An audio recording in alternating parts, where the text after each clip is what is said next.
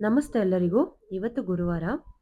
ಪೂಜೆ ಮಾಡೋಣ ಅಂತ ಯೆಲ್ಲೋ ಸ್ಯಾರಿನ ಹಾಕೊಂಡು ರೆಡಿ ಆಗಿದ್ದೀನಿ. ಬೆಳಗ್ಗೆನೆ ಟಿಫನ್‌ಗೆ ಚಪಾತಿ ಮಾಡಿದ್ದೆ. ಬಿಕಾಸ್ ಆಫ್ ರೈಸ್ ತಿನ್ನೋದಿಲ್ಲ, ಪ್ರತಿ ಗುರುವಾರ ಚಪಾತಿ.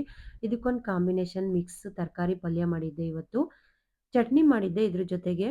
ತೆಂಗಿನಕಾಯಿ ಮತ್ತೆ ಬೆಲ್ಲ ಒಂಚೂರು ಏಲಕ್ಕಿನ ಹಾಕಿ ಸ್ವೀಟ್ ಚಟ್ನಿ ತುಂಬಾನೇ ಚೆನ್ನಾಗಿರುತ್ತೆ ರೊಟ್ಟಿ ಮತ್ತೆ ಚಪಾತಿ ಜೊತೆ. ನನಗೊಂದು 2-3 ಜನ ಮೆಸೇಜ್ ಮಾಡಿದ್ರಿ, ರಾಯರ್ ಫೋಟೋಗೆ ಹೂವ ಮುಡ್ಸೋದಕ್ಕೆ ಮಳೆ ಹೊಡಿಬೋದಾ ಅಂತ. ಹೌದು, ಮಳೆ ಹೊಡಿಬೋದು. ಆದ್ರೆ ನೀವು ಮನೆಗೆ ತಂದಾದ್ಮೇಲೆ ಮಳೆ ಹೊಡೆಯೋದು ಬೇಡ.